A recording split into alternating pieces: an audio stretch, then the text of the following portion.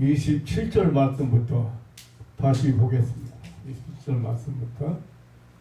그 후에 나가서 레위라 하는 세리가 세관에 앉은 것을 보시고 나를 조추라 하시니 저가 모든 것을 버리고 일어나 쫓으니라. 레위가 예수를 위하여 자기 집에서 큰 잔치를 하니 세리와 다른 사람이 많이 함께 앉았는지라. 바리새인과 저희 서기관들이 그 제자들을 비방하여 가로되 너희가 어찌하여 세리와 죄인과 함께 먹고 마시느냐.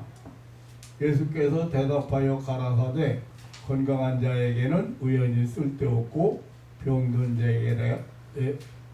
자에게야 쓸데있나니 내가 의인을 부르러 온 것이 아니요 죄인을 불러 회개시키러 왔노라. 저희가 예수께 말하되 요한의 제자는 자주 금식하며 기도하고 바리새인의 제자들도 또한 그리하되 당신의 제자들은 먹고 마시나이다. 예수께서 저희에게 이르시되 혼인집 손님들이 신랑과 함께 있을 때 너희가 그 손님으로 금식하게 할 수 있느냐? 그러나 그날에 이르러 저희가 신랑을 빼앗기리니 그날에는 금식할 것이니라.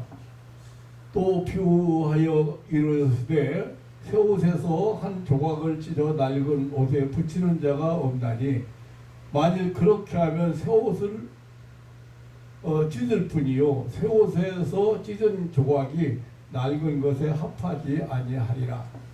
또 새 포도주를 낡은 가죽 부대에 넣는 자가 없나니 만일 그렇게 하면 새 포도주가 부대를 터뜨려 포도주가 쏟아지고 부대도 버리게 되리라. 새 포도주는 새 부대에 넣어야 할 것이니라. 묵은 포도주를 마시고 새 것을 원하는 자가 없나니 이는 묵은 것이 좋다 함이니라. 39절 마지막 절까지 계속해 드렸습니다.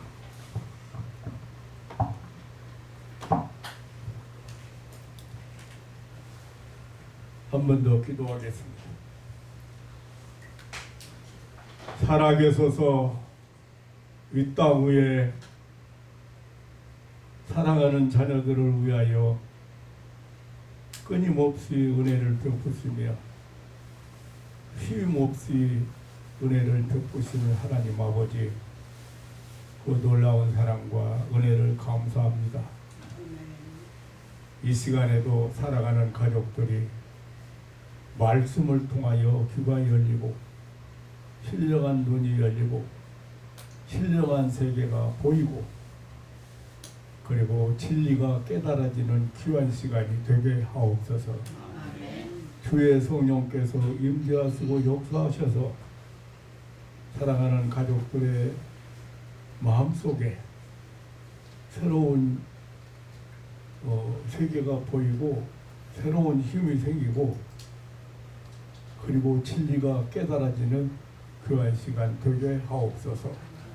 주의 성령께서만 주장해 주시고 역사해 주실 것을 믿사오며 우리 구주 예수님의 이름으로 기도하옵나이다. 아멘. 아멘.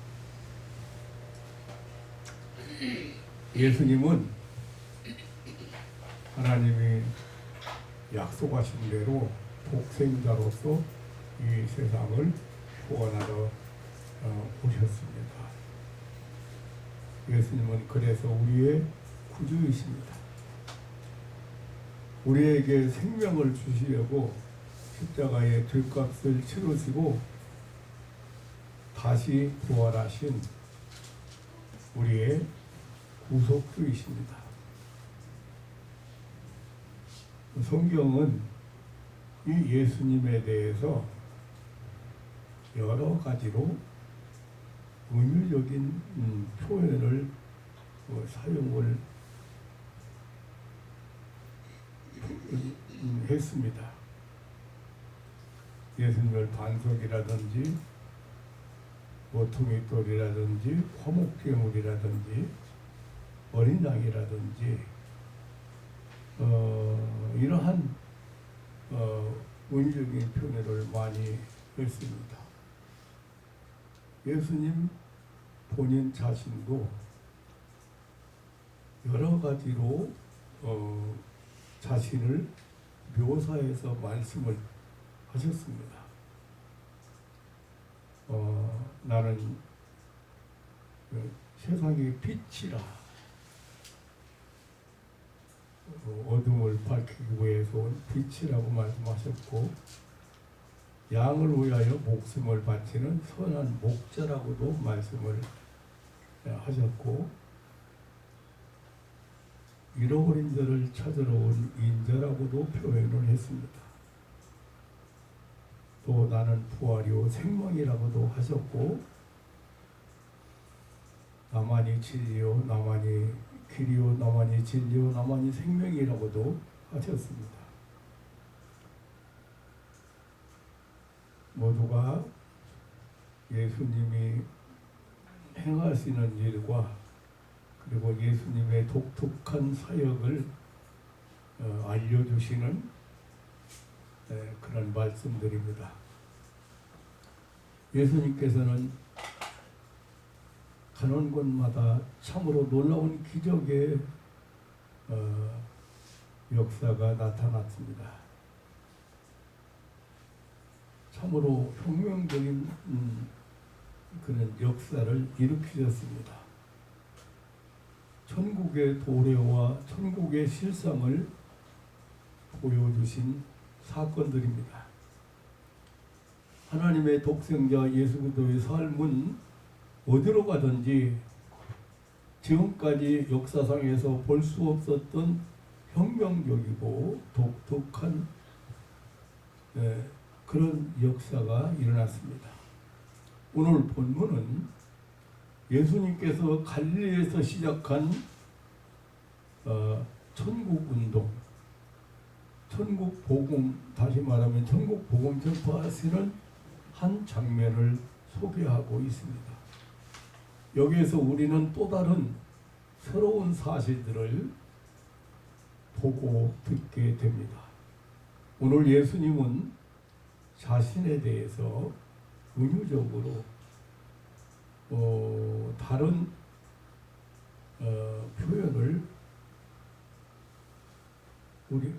표현을 통해서 우리에게 예수님의 사역을 알려주셨습니다. 첫째는 예수님은 의원이라고 하셨습니다. 27절로 32절에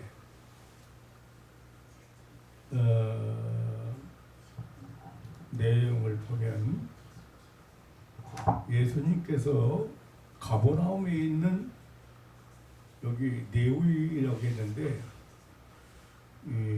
세리 마태의 다른 이름이 마태의 다른 이름이 네위입니다. 그러니까 이게 마태 제자 마태의 집에 가셨습니다.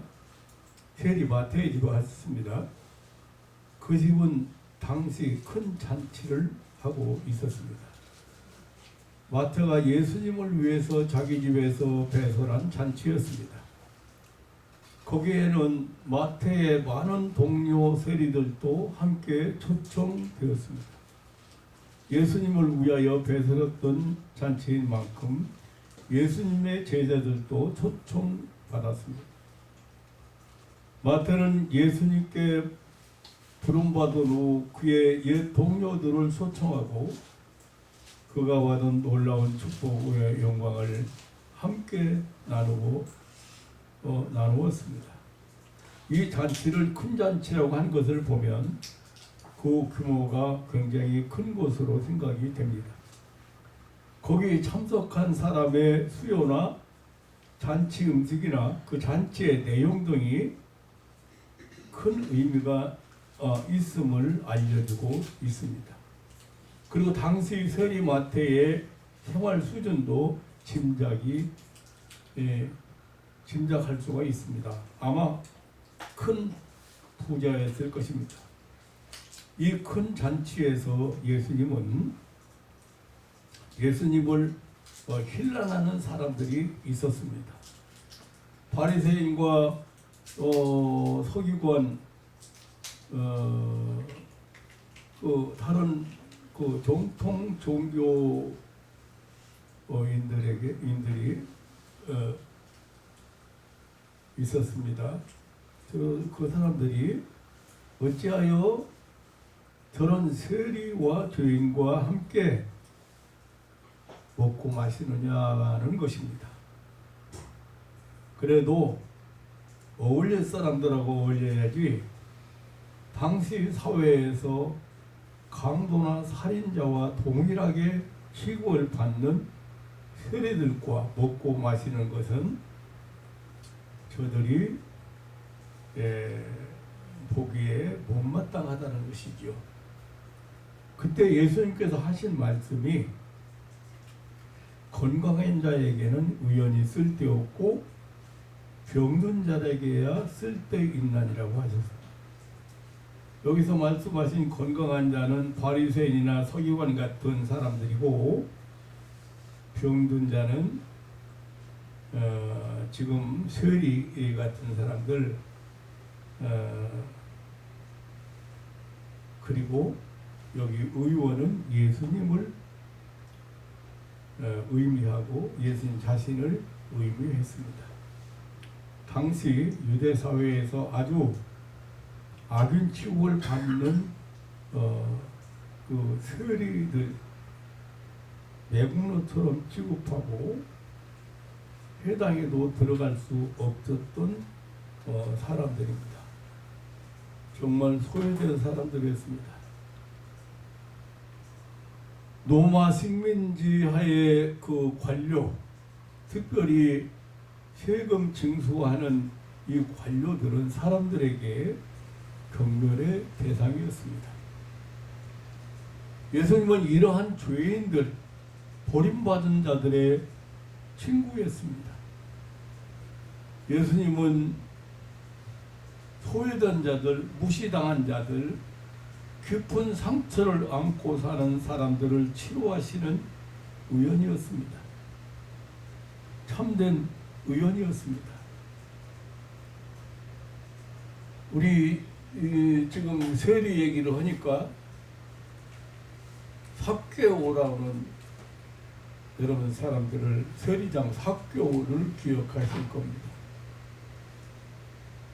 세리장 삭개오를 예수님이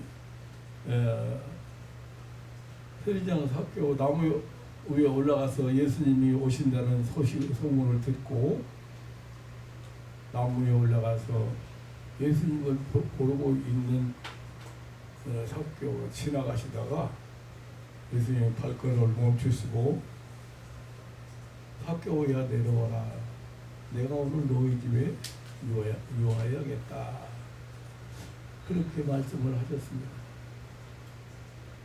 삭개오는 감격했습니다. 사람들에게 소외되고 상대도 안 해주고 강도 취급을 하고 그런 세리장이 감히 예수님을 모시게 되었습니다. 그때 예수님은 삭개오에게 이 집도 아브라함의 자손이다 그러시면서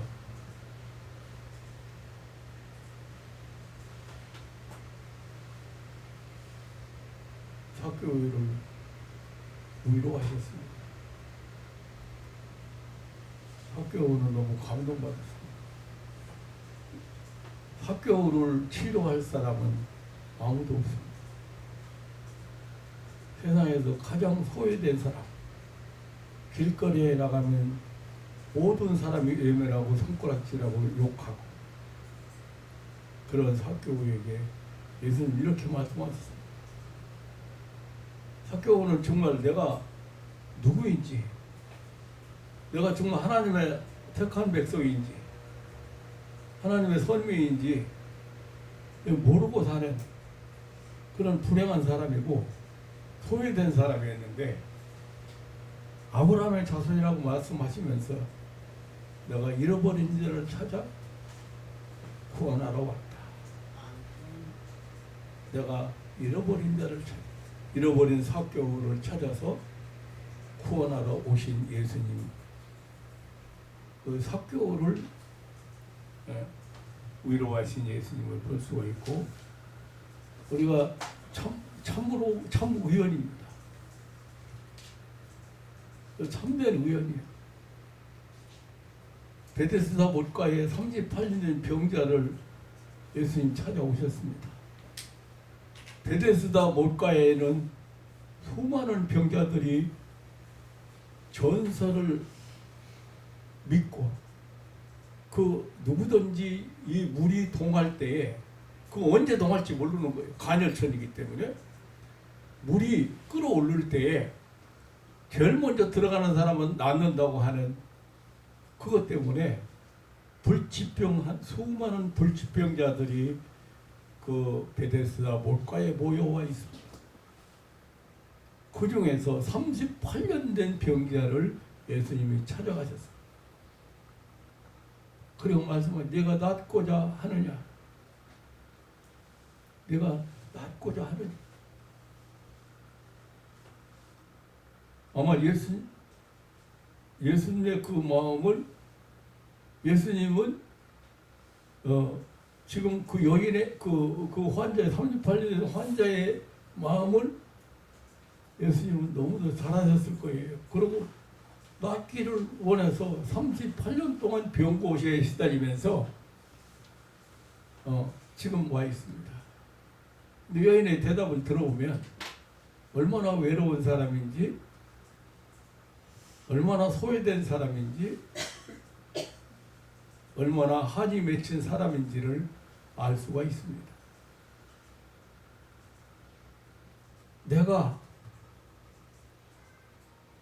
물이 동할 때 내가 내려가려고 하지만은 다른 사람이 먼저 들어갑니다. 아무도 나를 도와줄 사람이 없습니다.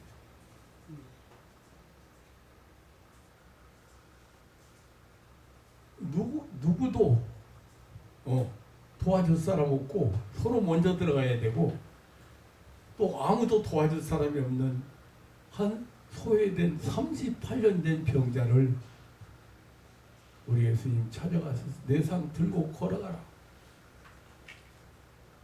예수님은 참으로 우연이십니다. 그래서 예수님 자신이 병들고 아픈 사람을 치료하러 온 우연히 필요한 사람을 위해서 온 우연이라고 성경은 예수님은 지금 말씀을 하셨습니다. 예수님은 문둥병을 고치는 의인이셨습니다. 예수님은 중풍병자를 일으키는 의인이셨습니다. 예수님은 각색 병자를 일으키는 의인이었습니다. 예수님은 세리와 창녀와 죄인들의 상한 마음을 고쳐주시는 의인이었습니다. 참으로 사랑과 긍휼의 의인, 자비의 의인인 의사였습니다. 예수님께 찾아온 모든 병자 다 고치셨습니다. 많은 병자를 고치셨습니다. 성경의 38.4%가 예수님의 치유사역, 병자 고치는 일을, 예수님은 이 병자를 치료하시는 일을 다른 천국 전파나 복음 전파나 가르치는 일보다도 훨씬 더 비중을 두셨습니다. 그래서 누가복음 13장에 보면 내가 내일 모레 죽더라도 오늘과 내일은 귀신을 쫓아내고 병자를 고치다가 내가 죽겠다. 그렇게까지 병자 치료하는 병자를 고치시는 일에 예수님이 굉장히 비중을 두셨습니다. 저는 그 이유를 치유사역에서 깨달았어요. 너무도 많은 병자들이, 특별히 불치병자들이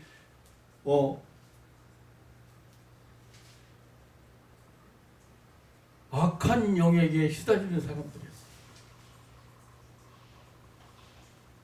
현대병을 거의 현대병 그러면 못 고칩니다.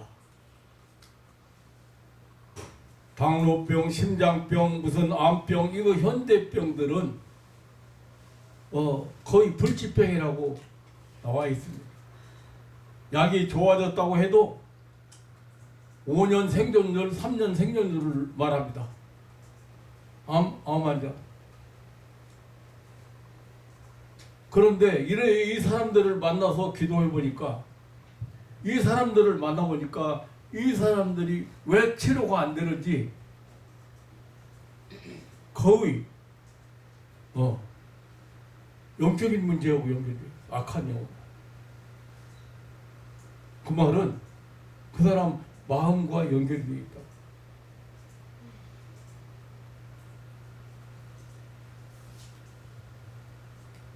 병원에서는 마음을 치료 못해요. 그러니까 현대의학은 어떻게 합니까? 잘라내고 수술해내고 도려내고.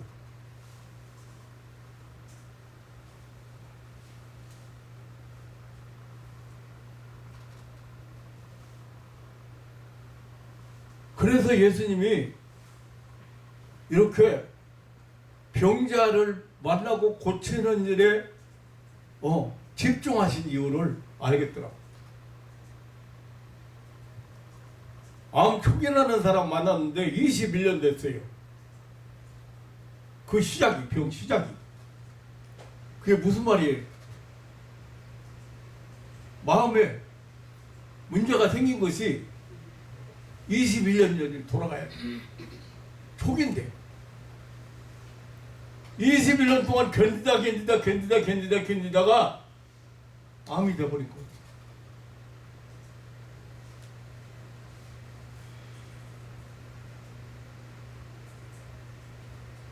선생님 오늘 그런 거예요. 병든 자에게는 의연이 성한 사람은, 건강한 사람에게는 의연이 필요 없고,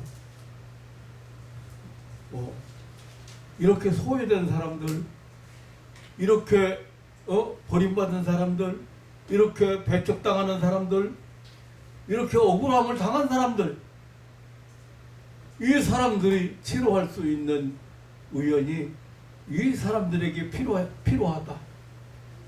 그 내가 바로 그 의연이라.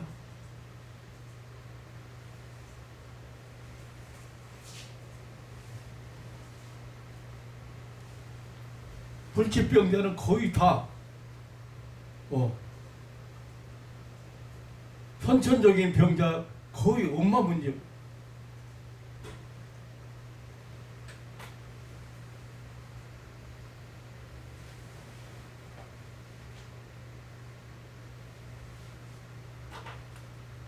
예수님은 찾아온 모든 병자를 다 고쳤다고 성경은 그렇게 증거하고 있습니다. 예수님은 많은 병자를 고쳤다고 성경은 증거하고 있습니다. 예수님께 찾아온 병든 자 중에 고침받지 못한 자는 아무도 없었습니다. 예수님은 실로 만병의 의사이셨습니다. 병든 자들에게 희망이요 빛이셨습니다. 이 땅에 임한 천국은 이런 병자들을 구원하는 종합병원이기도 한 것입니다.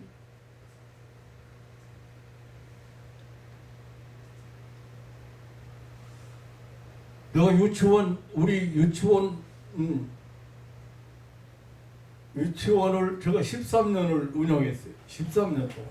근데 유치원 어린이 중에 감기가 안 낫는 거예요. 한 달 지났는데 병원 맨날 다니면서 약 다 먹고 안 나오던 애가. 근데 그 중에 다른 교회 집사님이 있어가지고 원장 목사님은 병경에서 기도 온다는 것을 알아가지고 애기 기도해달라고 데려왔어. 그래서 내가 저 인정사정 없는 아주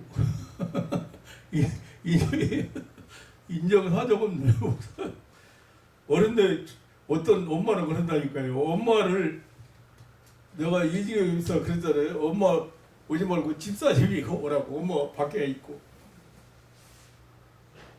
목사님 그만하면 안 되고 하는 엄마도 있고, 엄마가 아기가 곧 죽는 것 같아가지고, 엄마가 옆에서 못 봐.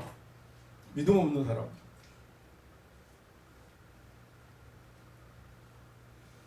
그래서 인정사정 없는 또 원장님이 또 손댔을 거 아니에요. 근데 보니까 딱 손대 보니까 그런 거예요. 배도 빵빵하지. 여러 가지 문제가 있는 거예요. 지금 감기가 아니요, 감기가. 아니 감기는 감기지. 근데 왜 감기 바이러스를 못 이겨내는가? 이걸 모르는 거예요.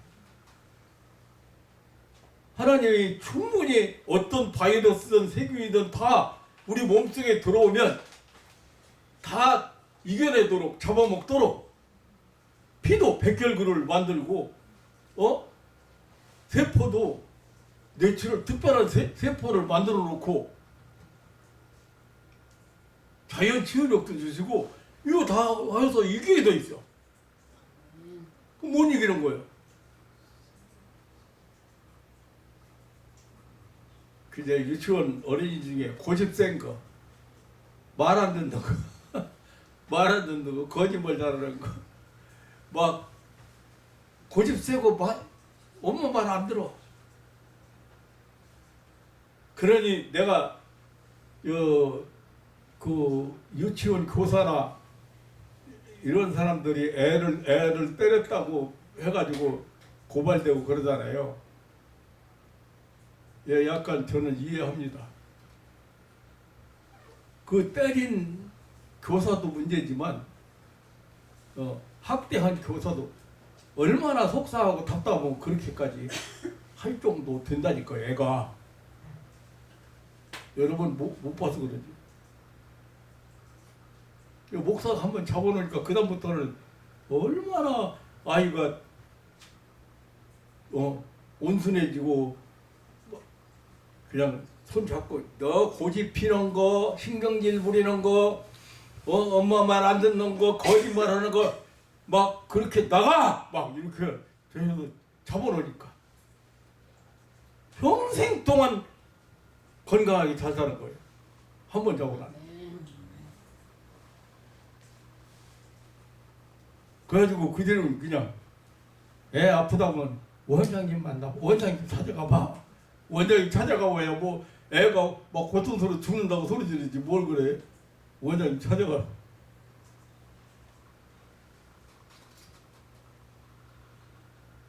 그거 잘 모르는 거예요. 지금 뭐 때문에 그래. 애가 그렇게 뭐 때문에 고집을 피우고 말 안 듣고 그렇게 하는지 모르는 거예요.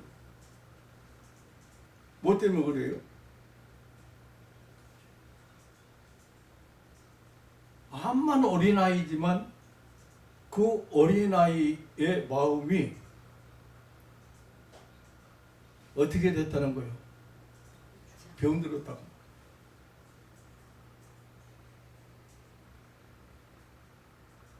어떤 상황 속에서 병들었는가 모르지만 제가 만난 환자 중에는 어렸을 때요. 가정 살림은 힘들고 그러니까요. 가정 살림은 힘들고 그러니까 할머니한테 보냈어. 아기 낳고 나서. 3살 터울이라고 생각해 보세요. 3살 터울인데 그럼 4살 먹은 애를 할머니한테 보냈잖아요.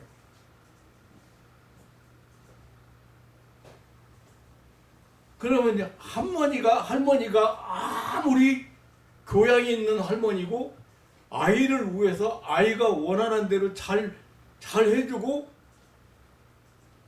그렇다고 해도 아이는 사랑 결핍이나 엄마 없는 불안이나 두려움이나 밤마다 외로움이나 이런 것 때문에 아이가 병들어요. 마음에 병들어.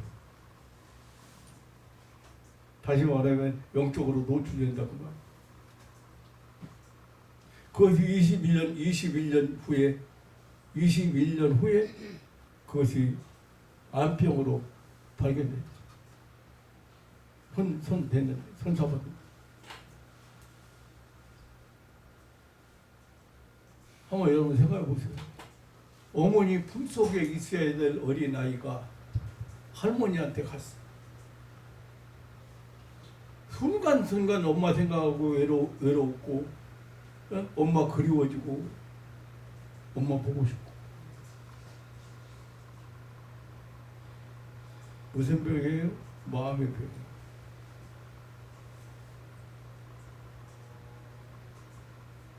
영적인 병이라고. 암병도 바이러스성이 있습니다. 바이러스성. 그 약으로 치료됐다는 사람 혹간 있는데 이 사람들은 조금 종류가 틀린 거예요. 암병 다 똑같은 줄 알죠, 여러분? 아니, 저기 암에 대한 책이 40권 정도 있어. 한번 갖다 읽어봐요.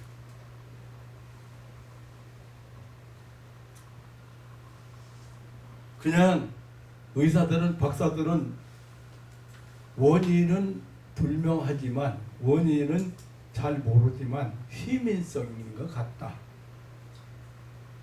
암을. 맞는 거예요. 마음의 원인이 맞아요. 그런데 치료 방법 모르잖아요. 오늘 그런 강의가 아닌데 엉뚱하게 병 고치는 얘기도 하다 보니까 예수님, 하나님밖에는, 천국에서밖에는 마음의 병을 치료할 병원이 없다. 순간적으로 우유받는다 해서 되는 거 아니에요, 마음의 병이.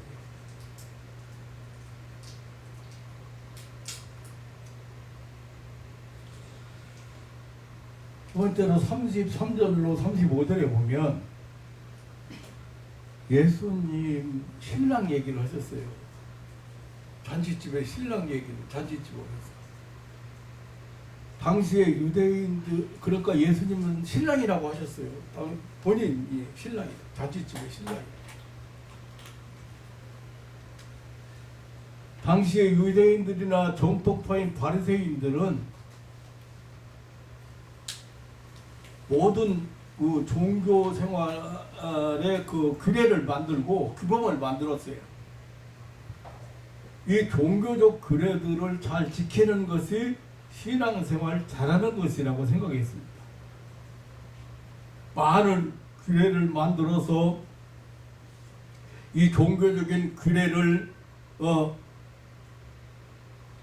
규례들로서 사람들을 얽어매었습니다. 오늘날의 교회도 예외는 아닌 것 같습니다.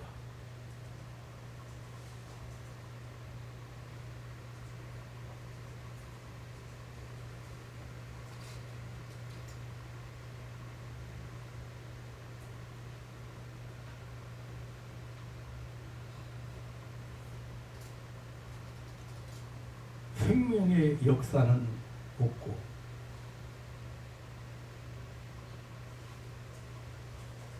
의례나 의식이나 규례 이런 것으로 교인을 얽어매놓고 있습니다. 오늘날 교회가 집회 시간도 많이 만들어 놓고 거기 잘 참석하는 것은 신앙생활을 잘하는 것으로 생각하고 있습니다. 모든 모임이나 단체를 만들어 놓고 그 모임에 잘 모이고 충성하는 것으로 그것이 신앙생활을 잘하는 것으로, 그것이 신앙생활의 척도이고 신앙생활의 최절정인 줄로 생각하고 있습니다.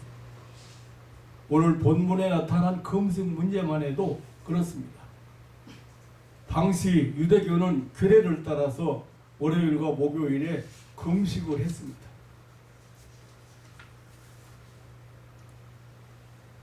일부러 얼굴을 창백하게 하고 사람들에게 보이려고 했습니다. 이런 규례를 안 지키고 금식하지 않고 먹고 마신다고 또 예수님과 제자들을 힐난했습니다.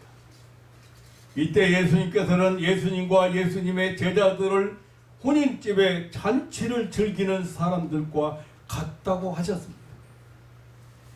그 혼인집 신랑은 예수님 자신이라고, 손님은 예수님의 제자들과 세리와 죄인들로 비유되었습니다. 당시 혼인집의 행사는 대단했다고 합니다.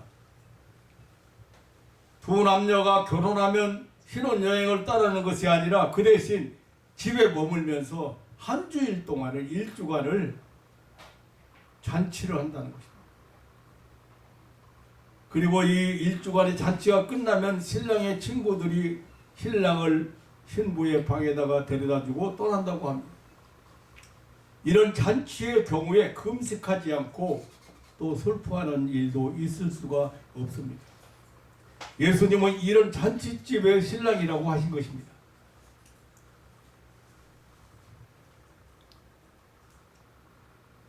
이 땅에 임한 천국은 잔치집이라고 했습니다.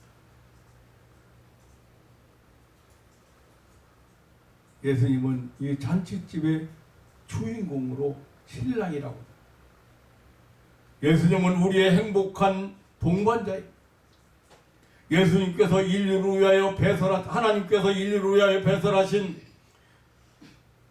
잔치, 구원의 잔치, 생명의 잔치, 영생의 잔치집의 신랑이십니다. 하나님은 인류 구원을 위하여 천국 잔치를 배설하셨습니다. 그 잔치의 신랑이라고 하신 것입니다. 이 잔치는 모든 것을 예비한 잔치라고 마태복음에는 그렇게 표현하고 있습니다. 구원받은, 초청받은 우리 모두는 이 잔치집에서 마음껏 주인이 준비한 잔치를 즐거워야 됩니다. 이것이 기독교의 특색입니다. 잔치를 즐기고 그 잔치의 기쁨이나 즐거움을 누려야 하는 것입니다. 기독교는 잔치하는 종교입니다. 그래서 예수님께서는 천국운동, 다시 말하면 교회운동, 구원운동을 잔치하는 집에다가 비유를 하신 것입니다. 신랑 예수님이 가는 곳마다 생명의 잔치, 구원의 잔치, 치유의 잔치가 벌어졌습니다. 기쁨과 감사와 즐거움이 넘쳤습니다. 잔치 중에 혼인잔치가, 이 혼인잔치가 가장 기쁜 잔치입니다. 가장 즐거운 잔치입니다. 많은 사람이 와서 주님이 가시는 곳에는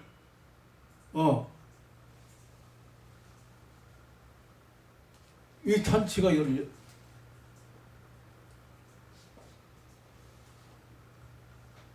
그래서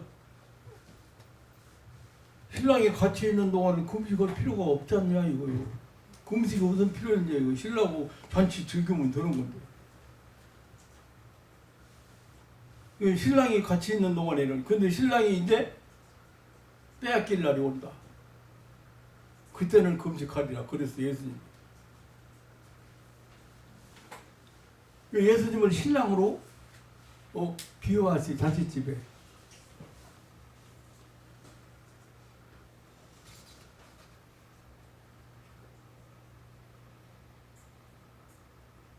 천국은, 도래한 천국은 하나님의 배설하신 잔치집인 것을 믿으시기를 축원합니다.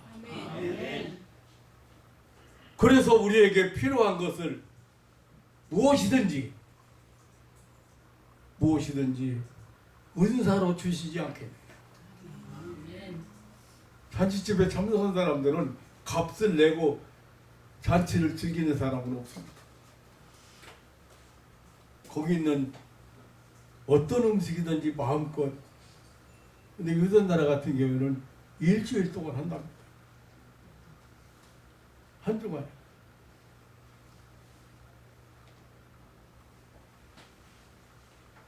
주님이 가시는 곳에는 소경이 눈을 뜹니다. 주님이 가시는 곳에는 벙어리가 입을 열어 감격적인 말을 했습니다. 정말 대단한 잔치였습니다. 주님이 가시는 곳에는 중풍병자가 고침을 받고 문둥이가 꾀긋함을 받았습니다. 죽은 자가 살아나는 생명과 부활의 역사가 일어났습니다. 회당 야이로의 딸에게 나인성 과부의 아들에게 베다니 마르다의 오라버니 나사로의 가정에 기쁨을 안겨주었습니다. 눈물이 그치고 웃음소리가 터져나왔습니다. 신랑 예수님이 있는 곳에 항상 감사의 잔치가 벌어지고 환호성이 터져나왔습니다. 기쁨이 넘쳤습니다. 주님은 마치 혼인잔치의 신랑과 같다고 했습니다. 신랑이 있는 곳에는 절망이나 슬픔이 물러가야 합니다. 잔치집에는 슬픔이 있어서는 안 됩니다.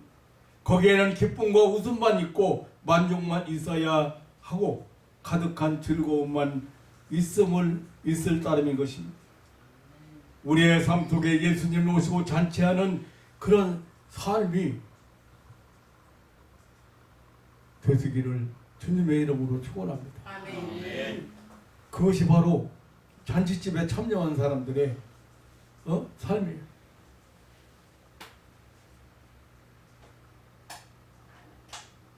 신랑과 함께 잔치집에 있을 동안에는 그 음식이 요구되지 않는다. 먹고 마시고 즐겨야 한다는 것이 예수님의 말씀이에요.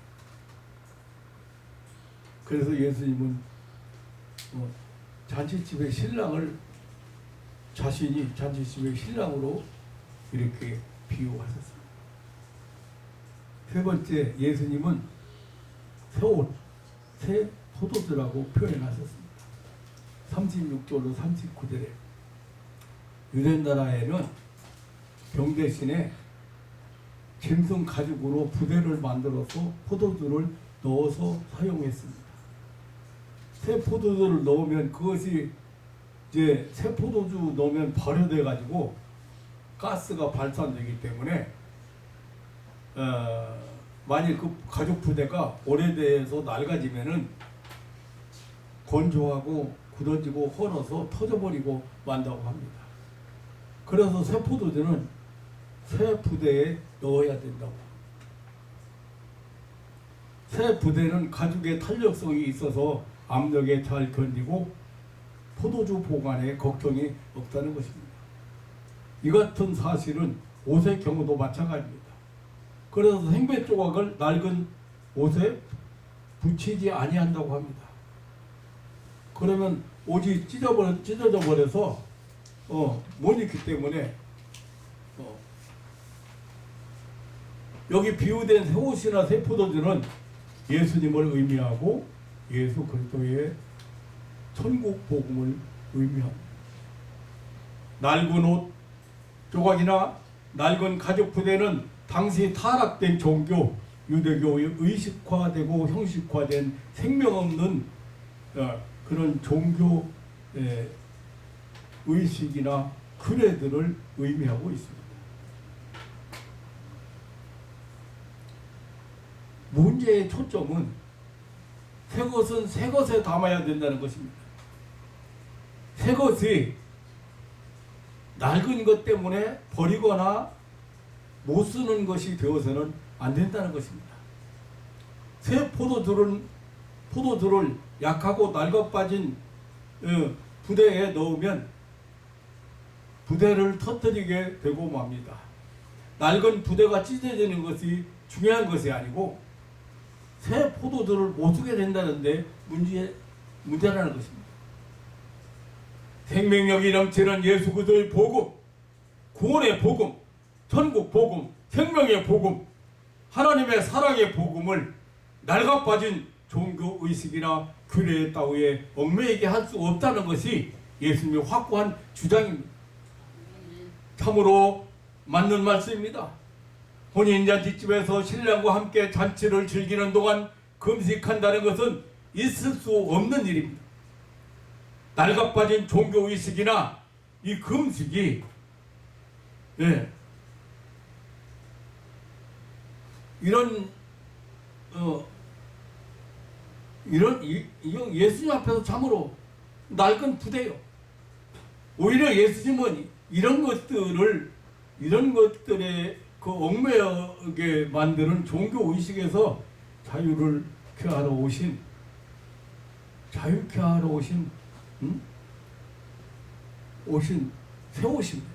새 부대입니다.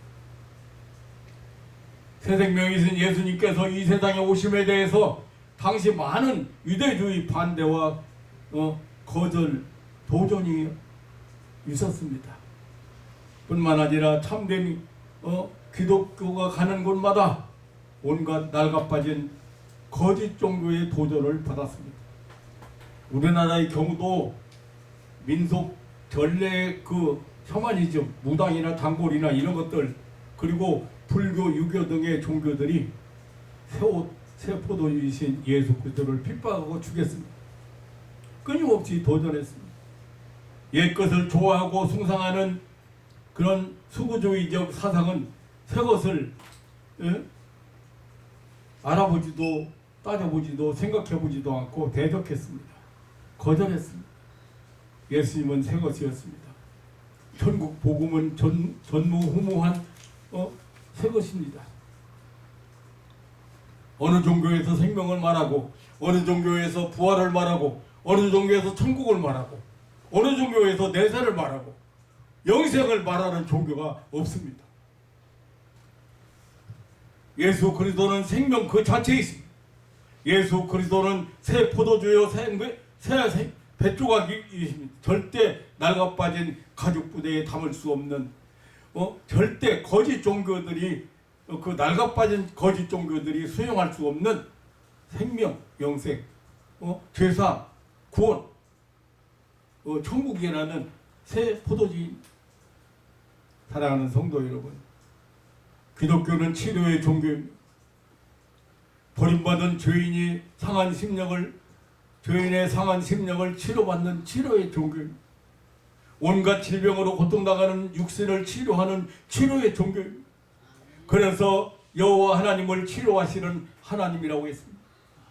예수 그리스도는 우리의 영원한 기쁨이요 소망이십니다.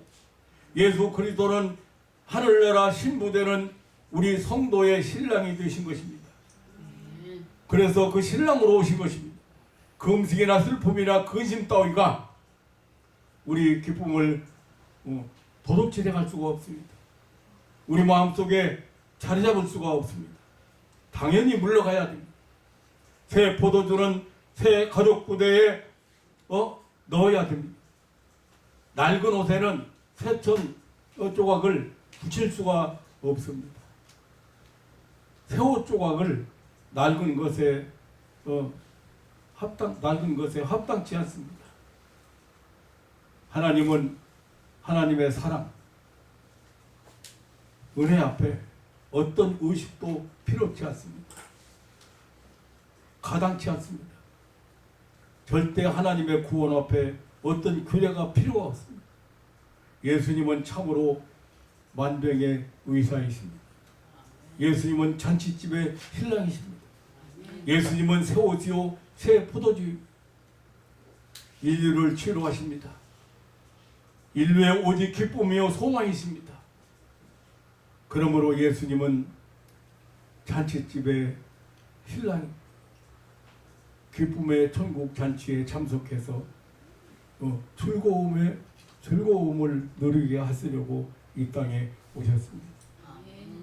낡은 가죽 부대나 헐어버린 옷 따위가 용납할 수 없는 종교 의식이나 규례가 필요 없는 새 포도주, 새 옷 조각, 새 생명 자체가 바로 예수입니다. 오늘 낡은 종교 의식이나 규례에서 벗어나 새 생명의 역사 동참할 수 있는 그런 신앙인들이, 그런 올바른 신앙인들이 되는 것이 우선입니다. 하나님의 혼인잔치에 신랑과 함께 항상 잔치의 즐거움에 동참하는 주님과 함께 하나님의 은혜 안에 삶이 되시기를 주님의 이름으로 축복합니다. 아멘. 찾아오신 참 의인 되시는 예수님의 치유 은혜를 받아서 상한 마음과 병든 심령과 연약한 육신, 질병의 고통에서 벗어져 나서 항상 밝고 건강한 삶을 영유하는 그런 하나님의 사랑받는 신앙인들이 되시기를 다시 한번 주님의 이름으로 축원합니다. 아멘. 하나님 아버지 놀라운 사랑과 은혜를 감사합니다.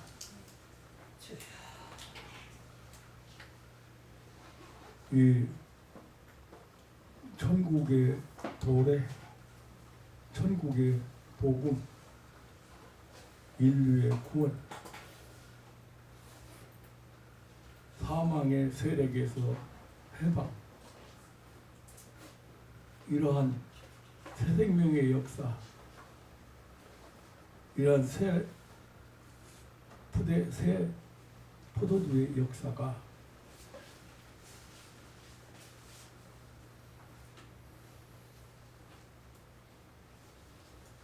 이 땅 위에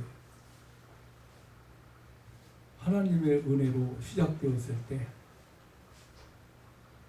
그 무엇도 받아들일 수가 없었습니다. 받아들이면 찢어져 버리고 터져 버리기 때문입니다.